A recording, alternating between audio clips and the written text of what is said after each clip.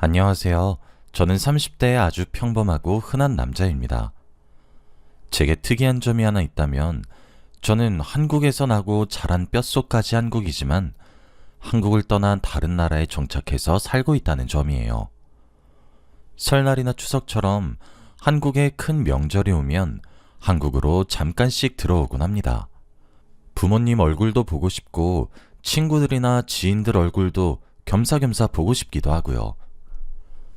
제가 이렇게 글을 써서 보내게 된 이유는 제가 한국을 떠나게 된 이야기를 한번 해보고 싶어서입니다. 이제껏 그 누구에게도 속 시원하게 말을 하지 못했었거든요.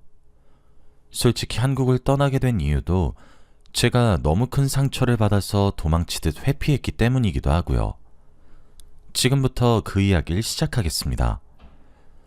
제가 다른 나라로 나가 살아야겠다고 마음먹은 시기가 바로 추석 즈음이었습니다.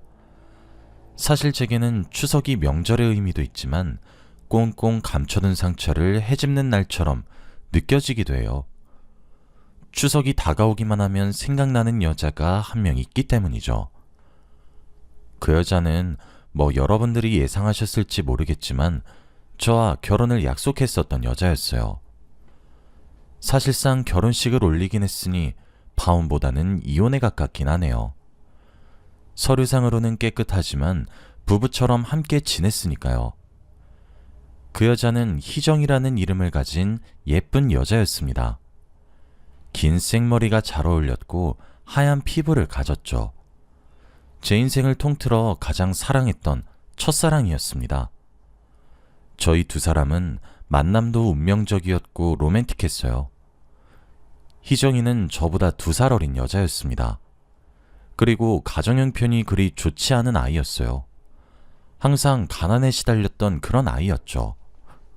그런데 그런 뭔가 서글픈 현실에도 불구하고 항상 맑은 웃음을 가지고 있었던 그런 여자였습니다.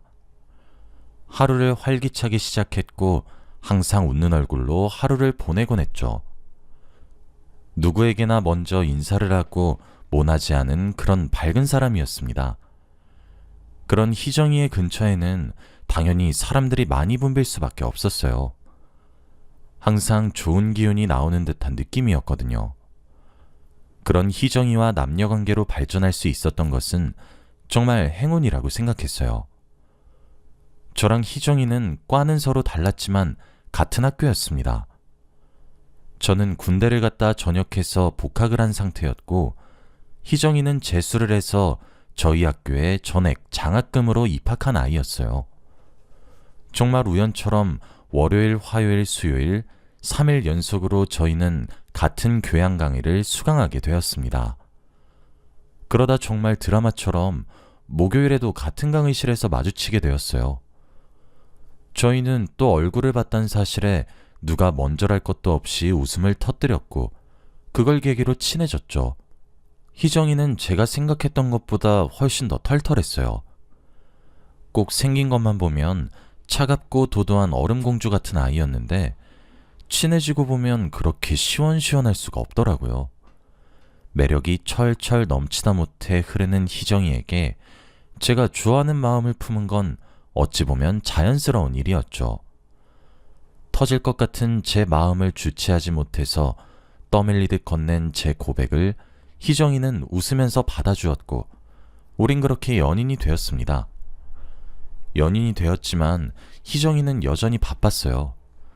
틈내서 공부도 해야 했고 아르바이트도 해야 했고 저도 만나야 했죠. 그런데도 긍정적인 마음을 잃지 않고 꿋꿋하게 앞으로 전진하는 모습에 정말 많이 배웠어요. 실제로 만나보니 희정이는 제가 생각했던 것보다 더 멋진 사람이었거든요. 그렇게 저희 두 사람은 8년이란 세월을 만났습니다. 희정이를 만나면 만날수록 저는 너무 사랑하게 되었고 결혼까지 생각하게 되었죠. 저는 희정이를 제 인생에서 첫 여자이자 마지막 여자로 만들어야겠다고 생각했습니다. 하지만 저는 부모님 두 분 다 돈을 많이 버셔서 여유로운 가정 형편이었고 희정이는 그런 저와 정반대였어요. 그리고 이 부분을 특히 희정이가 참 많이 버거워했습니다. 저보다 본인의 조건이 더 못났다고 생각했던 것 같아요. 하지만 사랑하면 도와주고 싶은 것이 당연하잖아요. 저는 개의치 않다고 말해주었고 제가 계속 함께 있으면서 돕고 싶다고 했어요. 제가 가진 것을 전부 나눠서라도 희정이와 함께 미래를 꾸려나가고 싶더라고요. 그렇게 전 진심을 다해 프로포즈를 했고 희정이는 감동의 눈물을 흘리며 받아주었습니다. 희정이네 집에서는 조금 과장해서 저를 정말 쌍수들고 반겨주셨죠. 그런데 저희 부모님이 희정이를 반대하고 나섰어요.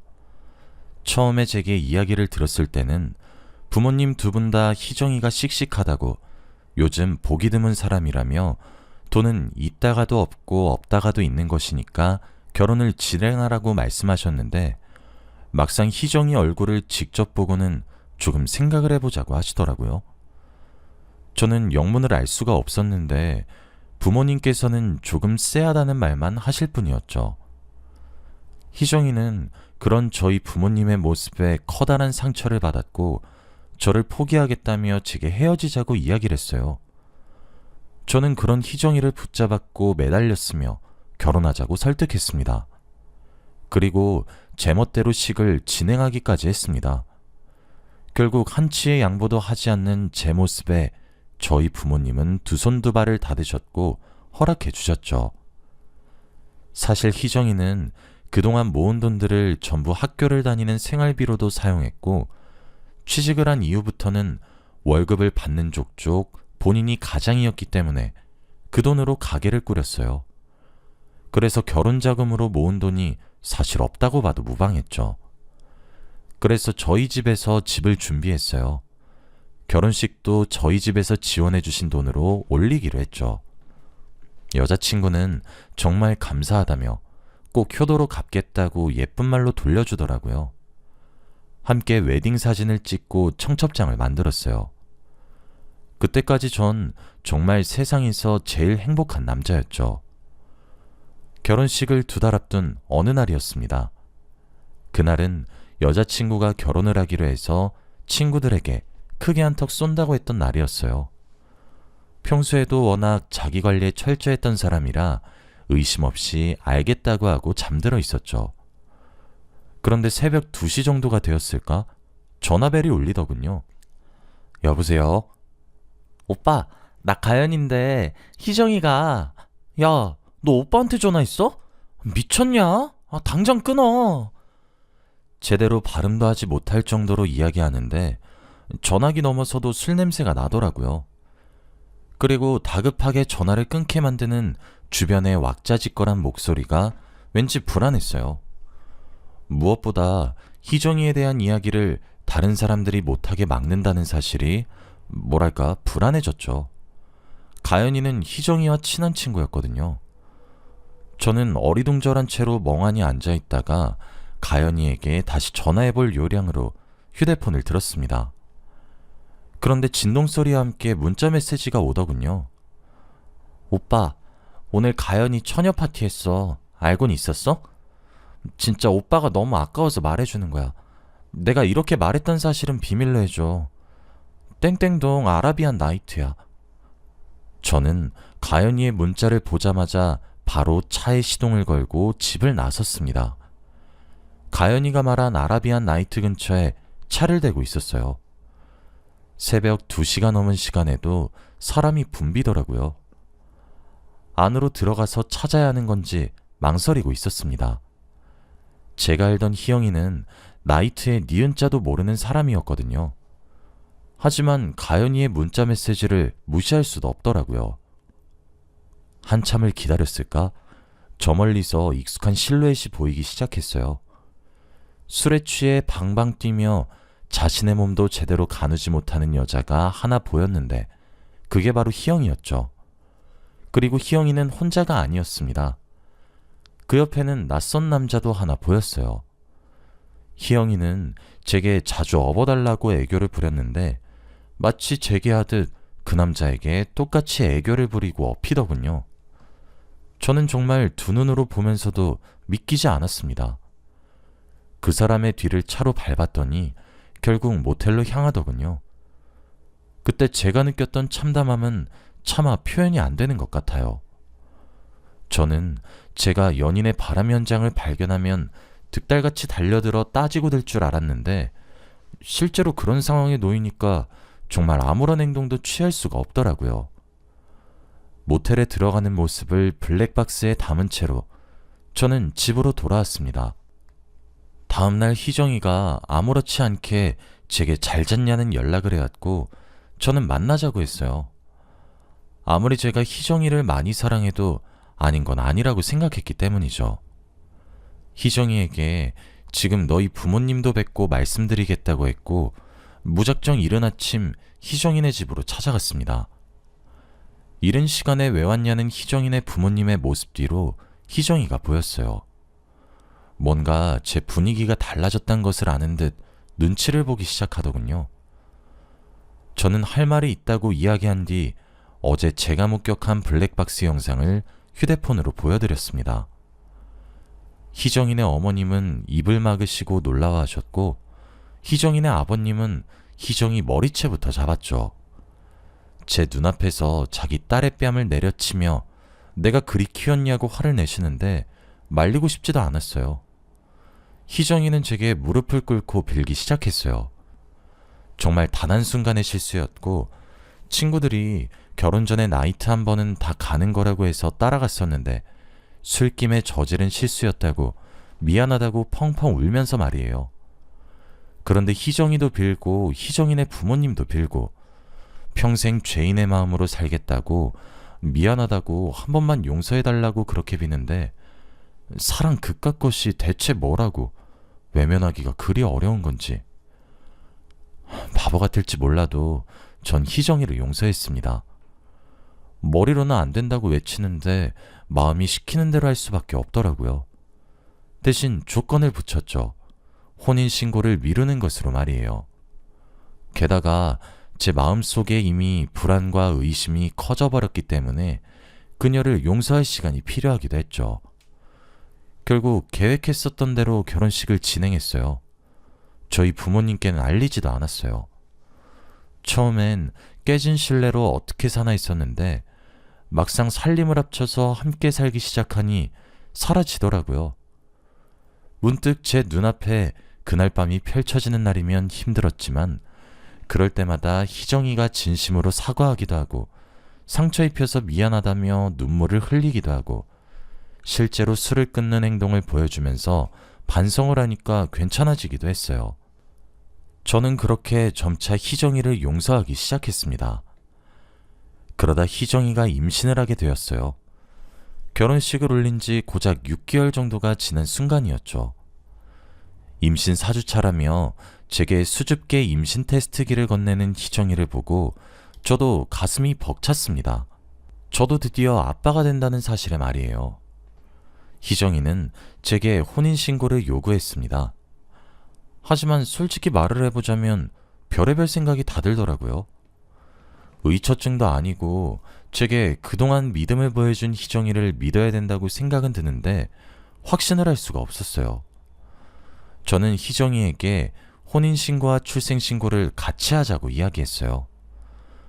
희정이는 그런 제 태도에 불만이 있는 듯 했지만 지은 죄가 있다 보니 별말 안 하더라고요. 그렇게 출산의 날이 다가왔습니다. 저는 아이의 탯줄을 직접 잘라주기 위해 분말실에서 아내 곁을 지켜주고 있었어요. 16시간의 진통 끝에 우렁찬 울음소리가 들렸고 아이가 태어났죠. 아내가 얼마나 대견스러웠는지 몰라요.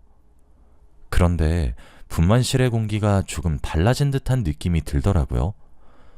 저는 아내에게 수고했다고 고생했다고 토닥이던 도중 제가 그 이상한 분위기를 눈치챌 정도였어요. 거기 있는 모든 의료진들이 당황한 것이 느껴졌습니다. 탯줄을 잘라야 한다는 말에 방금 태어난 아기를 내려다보았어요. 방금 태어나서 눈도 제대로 잘 뜨지 못하더라고요. 아닐 거야 하면서도 저는 간호사에게 아이의 눈을 조금만 벌려달라고 했습니다. 간호사는 머뭇거리면서도 제 요구를 들어다 줬어요. 그런 저를 숨을 거칠게 내쉬는 희정이가 올려다봤죠. 태어난 아이의 머리카락은 금색에 가까운 곱슬머리였고 눈동자의 색이 파란색이었습니다. 이거 하나만은 알겠더군요. 그 아이의 친아버지가 제가 아니란 사실을 말이에요. 전 파란 눈동자와 금발의 곱슬머리를 가진 외국인이 아니었거든요. 저는 말없이 분말실을 나갔고 그런 저를 아무도 잡지 못했습니다. 뒤에서는 비명처럼 제 이름을 부르짖는 희영이의 목소리만 들렸죠.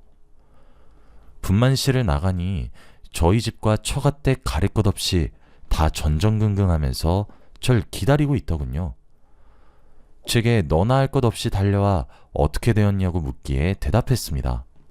아들이 태어났어요. 엄청 예뻤습니다. 머리가 금색에 가까운 곱슬머리였고 눈동자가 파랗더라고요. 꼭 외국인들 혼혈처럼 말이에요. 아이 아빠가 정말 누군지 궁금하네요. 제 말에 그곳에 정막이 흘렀습니다. 저는 정말 배신감을 이루 말할 수가 없었어요. 제게 임신 4주차라고 배시시 웃던 그녀는 저와 결혼식을 올리고 난 이후에도 부정을 저질렀던 거였고 그게 저와 그녀의 아이라고 생각해 출산을 했던 거였어요. 심지어 저는 그런 그녀를 용서했는데 또 그와 같은 실수를 반복한 그녀를 용서할 수가 없었습니다. 사람이 너무 큰 충격을 받으면 오히려 차갑게 식기 시작하더군요. 저는 아내로 받아들이고 있던 희정이의 배신에 정신을 차릴 수가 없었어요. 저는 집으로 돌아왔고 그 다음 날부터 처가댁과 아내인 희정이의 연락이 번갈아 오기 시작했어요. 단 한 통도 받지 않았습니다. 저희 부모님도 화가 단단히 나셨죠. 바로 변호사를 알아봐 주시더니 소송 준비를 하시기 시작하셨거든요. 처음에 저는 파혼을 해야겠다고 생각을 했었는데 식을 올리고 함께 살고 있었기 때문에 사실혼에 해당할 수 있어서 위자료 청구가 가능하더라고요. 이혼과 파혼 그 중간 어디쯤인 것 같았죠. 저는 소송뿐만 아니라 제가 베푼 경제적 지원까지도 모조리 회수했습니다. 이제껏 입고 먹인 것까지 도로 아사올 순 없었지만 아내뿐 아니라 그 친정 식구들까지 먹여 살리고 있던 지원들도 만만치 않았기에 전부 빼앗았죠. 당장 아내의 친정 부모님이 머물고 계신 집조차도 제 명의로 된 곳이었고 일하고 계신 곳조차도 제가 붙여준 곳이었거든요. 하루아침에 거리에 나앉게 생긴 제 부모의 처지를 보고 무슨 생각을 하게 된 것인지 아내는 제게 전화를 걸어와 고래고래 소리를 질렀습니다. 뭘 잘했다는 건지 제게 오해라고 갑자기 자신에게 왜 이렇게 못되게 구냐는데 정말 어이가 없더군요. 저는 법적으로 해결할 거니까 준비하라는 말만 하고 전화를 끊었습니다. 그런데 그때 문득 가연이의 얼굴이 생각나더라고요. 저는 가연이에게 연락해 만나자고 이야기했습니다. 가연이는 제 한마디에 뭔가 생각하는 듯하다 흔쾌히 나오더군요. 가연이를 만나 그때 제게 처녀 파티를 알려준 것은 취기였는지 아님 제정신이었는지 물어봤어요. 가연이의 대답은 취한 척 연기한 제정신이었다고 했고 그 뒤로 이야기를 시작했죠. 오빠, 희정이 너무 믿지 마요. 오빠가 정말 순진할 것 같아서 그래. 그래, 나도 그렇게 떳떳하게 살아왔다고 당당하게 말할 처지는 안 되는데 오빠가 너무 아까워서 그래요. 희정이 술집에서 일하기도 했었어. 오빠랑 결혼하고 난 뒤에도 매일 술집에서 술도 따르고 오빠는 오랜 세월 만나서 다 안다고 생각할지 몰라도 오빠가 생각하는 것보다 희정이 더 무섭고 독한 애야. 가연이의 말은 너무 충격적이었어요. 가연이는 제가 믿질 못하자 둘이서 같이 술집에서 일을 했던 시절 찍은 사진들과 동영상 등을 보여줬죠. 오빠, 희정이 오빠 돈 많은 거 정말 잘 알아. 그래서 오빠 만난 거라고. 정신 차려. 가연이는 제게 그렇게 불편한 진실을 알려주고 헤어졌습니다. 가연이와의 대화로 있던 정 없던 정 다 떨어진 저는 희정이가 그 오랜 세월 동안 절 감쪽같이 속여온 것도 너무 괘씸했어요. 그리고 희정이가 가장 무서워하는 돈으로 복수하기 시작했죠. 희정이가 결혼할 때 몸만 왔기 때문에 재산 분할할 것이 없음은 당연했고, 아이 또한 제 친자가 아니었기에 아내의 외도 자료로 증빙이 가능했고, 그뿐 아니라 이제까지 몰랐던 제가 너무 어이가 없어질 정도로 증거를 하나 잡기 시작하니 무슨 줄기에 매달린 감자 마냥 주렁주렁 딸려오더라고요. 결국 저는 위자료 3천만 원과 함께 그녀와 이혼에 성공할 수 있었습니다. 사실혼이어도 부부와 책임지는 문제는 같아서 그런지 이혼소송같이 이루어졌어요. 그뿐 아니라 희정이는 집도 절도 가진 것 모두 다 잃었으니 어쩔 도리가 없었을 거예요. 희정이는 뒤늦게 제 마음이 옛날과 달리 확고하다는 사실을 알고 저를 애타게 붙잡았지만 정말 징글징글하고 지긋지긋해서 희정이에게 저도 더 이상 휘둘리지 않게 되더라고요. 저는 그 일로 정말 커다란 마음의 상처를 받게 되었습니다. 20대 제 청춘 다 바쳐서 사랑했던 사람에게 너무 큰 배신을 당해서인지 알 수 없으나 더 이상 한국에 남아있고 싶다는 생각이 들지도 않더라고요. 또 제가 그녀를 버릴 수 있을 거라 생각하지도 못했던 것인지 무슨 자신감인지 몰라도 저와 법적 분쟁 이후 저희 부모님 댁에 찾아와 아이를 입양 보내겠으니 한 번만 더 기회를 달라고 하도 울고부채기도 하더라고요. 저는 처음에 원래 살던 지역을 벗어나서 취업을 해서 지냈었는데 제가 돌아오는 추석같이 큰 명절이 올 때면 저희 본가에 망부석 마냥 서서 저를 기다리는데 병적인 집착처럼 느껴지더라고요. 결국 저는 도망치듯 유학길에 오르게 된 거였습니다. 그리고 지금 일본에서 정착해서 살고 있는 것이기도 하고요. 저는 그 이후로 트라우마가 생긴 것인지 옛날처럼 연애하는 것이 쉽게 느껴지지 않고 어렵게 느껴집니다. 하지만 시간이 약이라고 저도 언젠가 이 불행을 딛고 일어서는 사람이 될 거라고 믿습니다. 여기까지가 제 이야기였습니다. 긴 이야기 들어주셔서 감사합니다. 행복하세요.